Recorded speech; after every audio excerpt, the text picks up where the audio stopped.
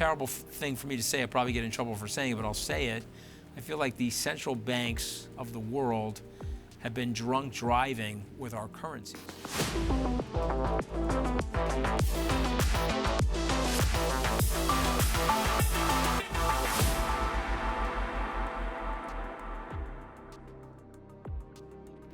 Who are you and how did you fall into the rabbit hole? You know, I've had this eclectic career. So I grew up on Long Island in a blue-collar family. I went to a public high school. Then I went to a small college in Boston called Tufts University. And then from Tufts, I went to Harvard Law School.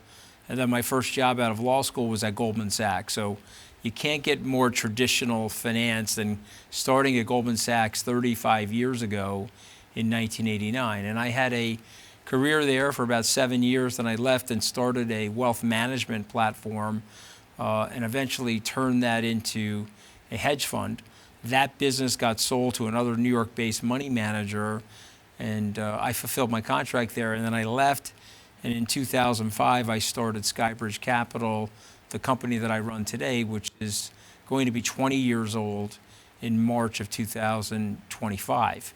And so what is our company? It's a diversified hedge fund platform. We have what's called a fund of funds, where you could give us money and we could allocate to other funds. In addition to that, we have private equity, and we have a diversified coin fund. So it would include things like Bitcoin or Solana or Avalanche. And so how did we morph? I'm a 60-year-old man. I made my first Bitcoin investment at age 56. Most of my peers don't understand the industry. Most of my peers were quite negative on the industry in 2020 when I made my investment, including my peers at BlackRock. You know, the great irony is BlackRock now has the largest Bitcoin ETF, the largest ETF that they've ever created for that matter. They have over $26 billion in Bitcoin, just under 400,000 coins they own in that ETF. But 4 short years ago, they were negative on Bitcoin. Me and my partner, Brett Messing, made our first investment because we were very close to Michael Saylor. We spent a lot of time with him. He explained to us the technical properties around Bitcoin that I, frankly, in the beginning didn't understand. But I'll leave you with this one thought. Anybody that does the homework on Bitcoin, anybody that reads the white paper, meets with people from Tether, meets with people like Michael Saylor or Paul Tudor Jones, anybody that does the actual homework makes an investment in Bitcoin. I have yet to meet somebody in my life who's done the research on Bitcoin that hasn't entered Bitcoin in some way, shape, or form, either small or large amounts of Bitcoin like we have at Skybridge. Do you think that more Wall Street people would have a similar experience? So, you know, we, Skybridge Capital, entered the space before there was great regulatory clarity in the United States. And so we actually filed a Bitcoin ETF, a spot or cash ETF in 2021. It was rejected by the SEC. And so we were ahead of people. We started accumulating Bitcoin at 16, 17,000. By November of 2021, it went to 68 or 69,000. And then, of course, it crashed, a result of many factors, but one of which was the FTX debacle. And so we started, again, accumulating Bitcoin 16, 17, 18, 19,000. And so I would say just about every month since October of 2020, we've been in the marketplace buying some Bitcoin for ourselves or for our clients. One other interesting piece of trivia or fact about Skybridge is that when BlackRock started thinking about creating a Bitcoin ETF, they started with a trust. And Skybridge was the first $10 million of outside money in the BlackRock Bitcoin Trust, which got converted into the BlackRock ETF. So we were trying our best to lead our peer group into Bitcoin and get them educated and get them comfortable with Bitcoin. What does Bitcoin offer to your Wall Street peers? So, you know, it's interesting in the Western democracies like the European Union, or you take the United States, the great North American large democracies of Canada and the United States, even Mexico, The currencies are generally stable, well, slightly less in Mexico, but certainly in Canada, the United States, the euro, and the British pound. And so this has to do with the system in place. And frankly, there's lots of bells and whistles to decentralize that system and make decisions related to interest rates and things like that very independent from the politicians. What we have found, or at least I have found in the 35 years that I've been on Wall Street, when politicians are linked to the central bank, they have a tendency to corrupt the currency. And so throughout the world, whether in many parts of South America, as you're referencing, or parts of Africa, people lose faith in the currency. The currency gets highly inflated. They get paid, let's say, in pesos, or they get paid in rubles, or peseta, you pick it. They get the money, and then the money is less purchasing power by 10%, or less purchasing power by 20%. And so it's almost harder to understand the value of Bitcoin in a country that has more stable currency. You know, in South America, places like Venezuela, you're like, okay, I need a store of value for my work, for my labor, for my energy. I need to transfer it into a different form of energy, something that's hard money and something that I can take with me. It's easily portable. And so for these reasons, Bitcoin adopted, frankly, faster in the non-developed world, or sort of the emerging market economies of the world. And it took a little bit longer in the United States. But I think we're there now. You know, companies like Fidelity, BlackRock, Van Eck, ARK Asset Management. There's probably 13 or 14 large-scale asset managers that have a Bitcoin ETF in the U.S., and I think that's increasing the adoption. One thing that Wall Street's very good at is selling, and so over 2025 and into 2026, there'll be thousands of Wall Street professionals, either salespeople, financial advisors, or marketing consultants that will be explaining the value of Bitcoin to lots of different types of investors: individual investors, retail investors, high net worth investors, family offices, institutions, endowments, pension funds, things like that. So I imagine over the next 3 to 5 years, there'll be greater adoption. And with that, because of the fixed supply, the very limited supply in Bitcoin, I think the prices are going to go up a lot. What are the conversations among traditional investors and Wall Street people regarding Bitcoin? So I would say that when the SEC was rejecting Bitcoin applications, mine included in 2021, there's very high levels of skepticism for people. But then it became clear that because the SEC had approved the Bitcoin futures ETF, there are laws in the United States that basically prohibit the administrator, so that would be the SEC in this case, from being arbitrary or being capricious with the law. So meaning if you approved a futures ETF, then not approving a cash or spot ETF isn't a logical consistency. It's actually a violation in U.S. administrative law. And so in 2022, when Grayscale, their application was denied, Grayscale decided to bring a lawsuit against the SEC in one of the district courts, and they won the lawsuit, result of which it paved the way, created an opportunity for people to get their ETFs approved in the U.S. And so I think two things had to happen. Number one, people like Larry Fink and people at BlackRock had to do the homework that I was describing earlier, get comfortable with Bitcoin. And then number two, they needed outside money. I think they had an investment committee meeting at BlackRock and said, okay, we'll put up our own money, but can you find somebody in the institutional community that would be willing to invest in our Bitcoin product? And so that was Skybridge, actually. So we put up money, and of course BlackRock found other people to do that.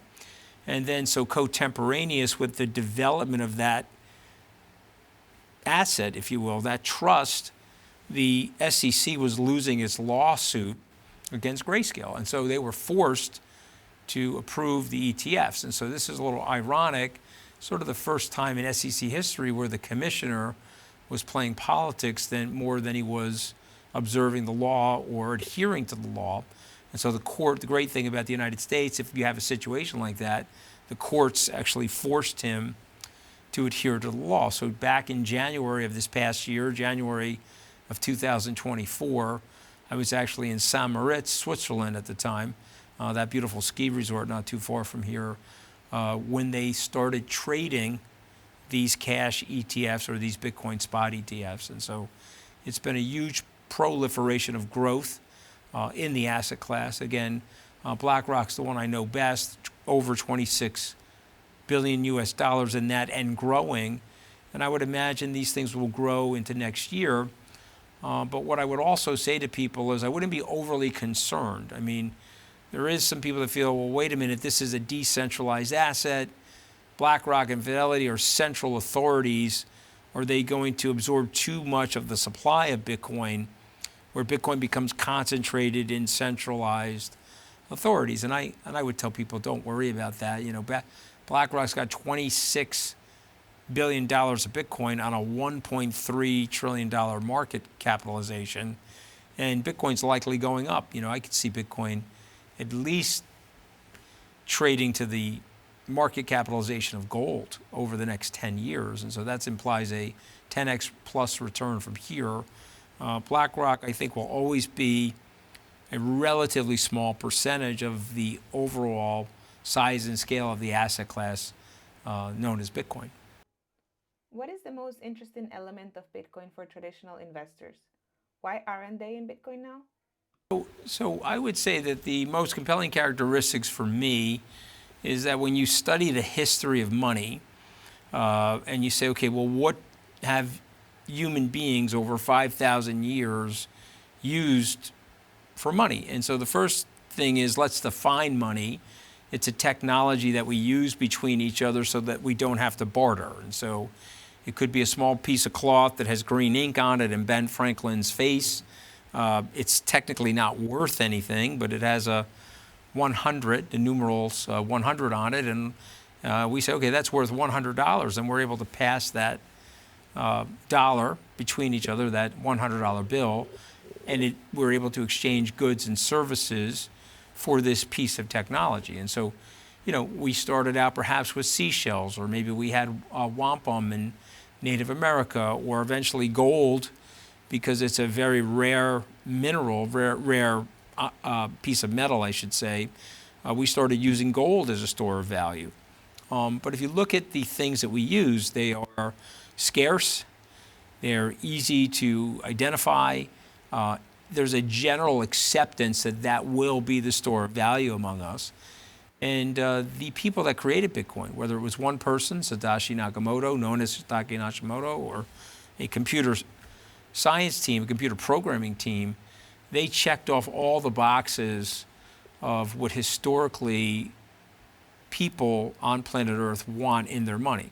It's immutable, it's scarce, it's not replicable.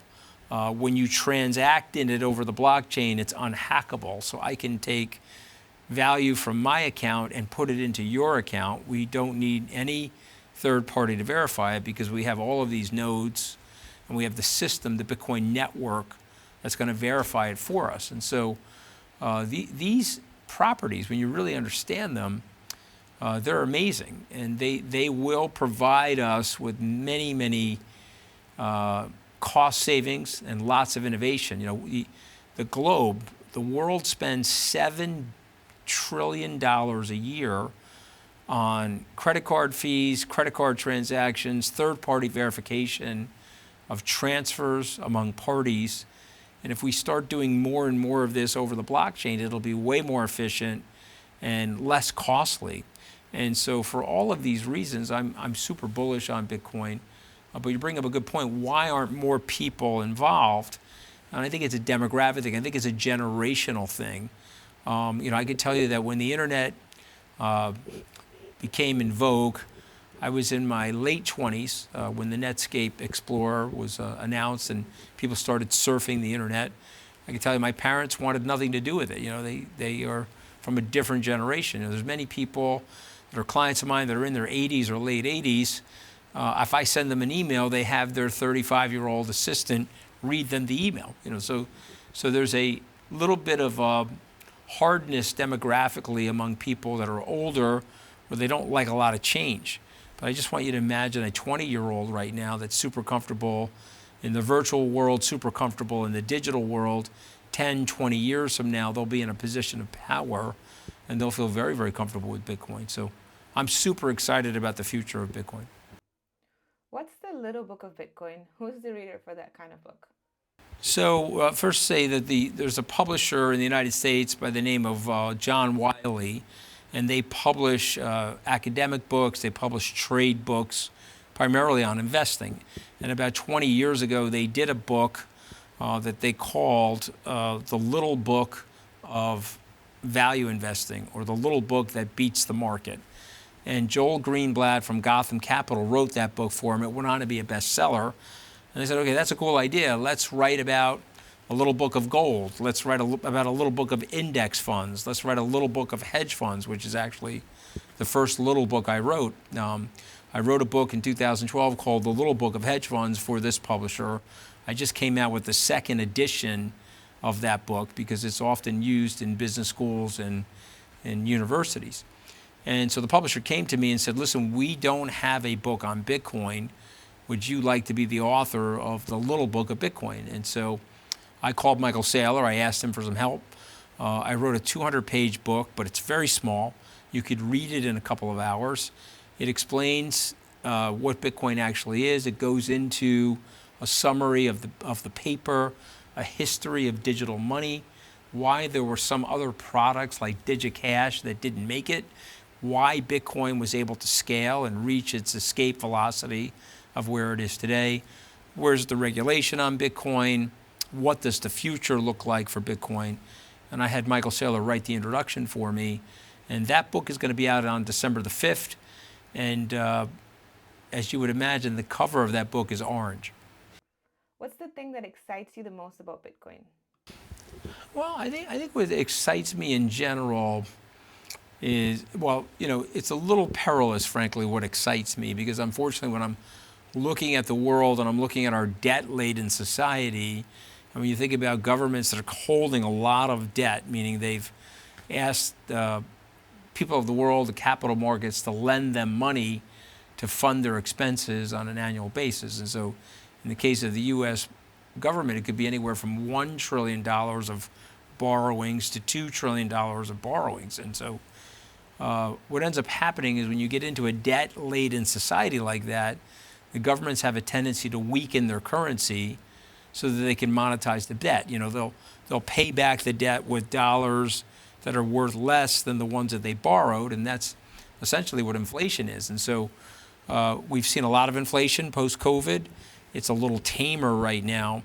But if you really look at the economics of the welfare state in the West, it's going to put a lot of pressure on these fiat currencies. And so Bitcoin, I think, could eventually develop into a standardized form of global currency in a weird way, because it has no central banking community. You're sort of removing human error from Bitcoin. It's so decentralized that you won't have any one person that could actually tweak Bitcoin or harm it in some way. It's a terrible thing for me to say. I'll probably get in trouble for saying it, but I'll say it. I feel like the central banks of the world have been drunk driving with our currencies. They put too much of it into the system, or they weaken it with interest rates that are artificially low, and it damages lower and middle income people because they make their money off their time and their sweat. You pay them $1,000, but you take a year and have 8% inflation, they only have $920 worth of purchasing power. So Bitcoin, as many people know in Latin America, and many people know in Africa, can be a tremendous warehouse, can be a tremendous store of value to protect people from that inclination that sovereign governments have. And so for this reason, I'm super excited. What are your thoughts about stablecoins?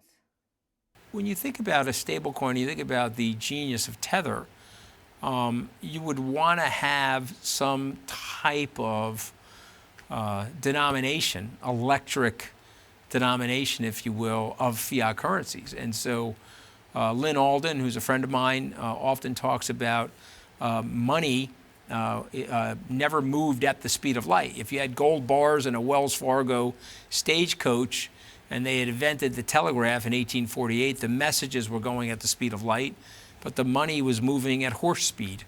And we've never really had the money move